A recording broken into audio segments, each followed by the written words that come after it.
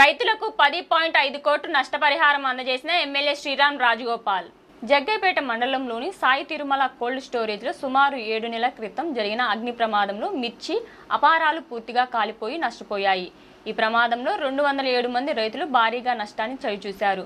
విద్యుత్ short circuit కారణంగా సంభవించిన ఈ అగ్ని ప్రమాదంలో కోల్డ్ స్టోరేజ్ భవనం పూర్తిగా కూలిపోయింది. అయితే రైతుల పక్షాన జగ్గైపేట ఎమ్మెల్యే శ్రీరామ్ రాజగోపాల్ తాతయ్య నిలిచారు. ఎమ్మెల్యే కృషితో కోల్డ్ స్టోరేజ్ యాజమాన్యం నుంచి మొత్తం 10.5 కోట్లు నష్టపరిహారంగా రైతులకు చెల్లింపులు చేయించారు. ఇన్సూరెన్స్ రెన్యువల్ చేయకపోయినప్పటికీ కోల్డ్ స్టోరేజ్ యాజమాన్యం స్వయంగా ప్రతి రైతుకి నష్టపరిహారం అందించడం విశేషం. రాష్ట్రంలో ఇంతవరకు కోల్డ్ స్టోరేజ్ అగ్ని ప్రమాదంలో పంట నష్టపోయిన రైతులకు పరిహారం అందించిన మొదటి ఘటనగా నిలిచింది.